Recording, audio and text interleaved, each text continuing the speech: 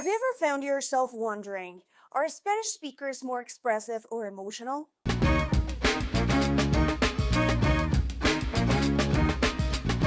Hola amigos, soy Mariana and welcome back to Spanish 55. Maybe you've noticed that when you meet someone from a Latin American country or Spain, there's a certain warmth and expressiveness, intensity in the way they speak. But is it really the language itself, or is it more about the culture? I've been thinking a lot about this lately, and after diving into it, I got some really interesting insights to share with you. Trust me, it's not just about words. There's a whole emotional landscape that comes with speaking Spanish. Let's start with the big question: culture versus language. It's true that many Spanish speaking cultures are known for being a bit more open, outgoing, and warm compared to their European counterparts, like in England or even Spain.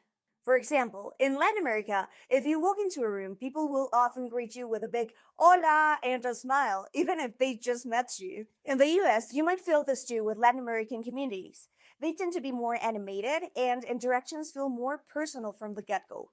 Compare that to, say, England, where people are a bit more reserved at first, or Spain, where while there's definitely passion, there's often a more laid-back approach. So yes, culture plays a huge role here. But is it all about how we're raised and socialized to interact with others? Well, if you'd ask me, I believe that the language itself does, in fact, facilitate this expressiveness. And there are a few reasons why I believe that. Now, let's talk about why Spanish itself might make us feel like we're more expressive or emotional. One thing I absolutely love about Spanish is its rich vocabulary when it comes to emotions. There's just so much more room to play with your feelings. For example, in English, you might say, I'm happy. But in Spanish, you can say, estoy contenta, contento, estoy emocionada, emocionado, estoy contentísima, contentísimo, o estoy súper feliz. And it's all really common in colloquial speaking. Each one has a different level of intensity, and that's just one of the many ways Spanish gives you power to really show your feelings. Or at least that's how I see it. Even in music and literature, there's a wider variety of words to choose from. Now, let's talk about something super fascinating: intonation in Spanish. It's not just about what we say, but how we say it. Spanish, like many other languages, is very sensitive to intonation. And I'm not just talking about emotional undertones. I'm talking about how the meaning of a word can literally change based on tone and emphasis. For example, let's look at the word paseo, a walk, and paseo, he, she, or it took a walk. These two words look nearly identical, right? But their pronunciation, specifically the intonation, couldn't be more different. In a song, if you mix them up, it would sound off. You can't just throw in Paseo, where Paseo should go without changing the meaning entirely. You'd be singing about someone walking versus someone who took a walk, and that changes the entire rhythm of what you're expressing. Even something as simple as Papá, potato, versus Papá shows how crucial intonation is.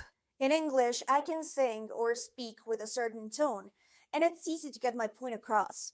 But when I'm composing in Spanish, the tone and how each word feels is so much more specific. I often find it easier to compose in English because there's more flexibility in how the words sound. But when I'm in Spanish, there's a certain flair that comes with making sure every word lands just right. Spanish has this musicality that allows speakers to convey deep emotion through tone alone. Es increíble. If you're into Spanish music but would like to hear more underground genres or rock anthems, I got you. I have a video on that, and you can find the link in the description box below. Let's not forget about politeness. In Spanish, we've got the whole tú versus usted situation, which adds another layer to how we express ourselves. When you use usted, it's a sign of respect, formality, and distance. But when you switch to tú, the mood changes. It's much more friendly, familiar, and personal. For instance, imagine saying ¿Cómo estás to someone using tú to indicate that you're friendly and close. Now, switch that to ¿Cómo está usted? in a more formal context, and it suddenly feels like you're interacting with someone who deserves more respect. This balance between formality and informality is an emotional tool in itself, and it's something that's uniquely Spanish. So, are Spanish speakers more expressive or emotional? The short answer is both. Yes, culture plays a big role in how we express ourselves, but Spanish, through its rich vocabulary, tonal nature, and cultural nuances, gives speakers a whole set of tools to express emotions deeply and authentically that you may not find in other languages. I know this from my own experience as a singer and language lover. It's this very nuance that makes Spanish so magical. If this video got you thinking, you've got to check out the Conquering Spanish podcast. It's all about real stories from normal people like you and me who took the leap to learn Spanish.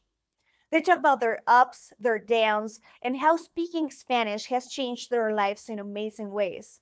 Honestly, I think that it's a perfect dose of inspiration for anyone on their Spanish journey. And don't forget to check out Spanish55.com to start the Spanish learning journey yourself. I'll see you in the next video. Hasta luego, amigos!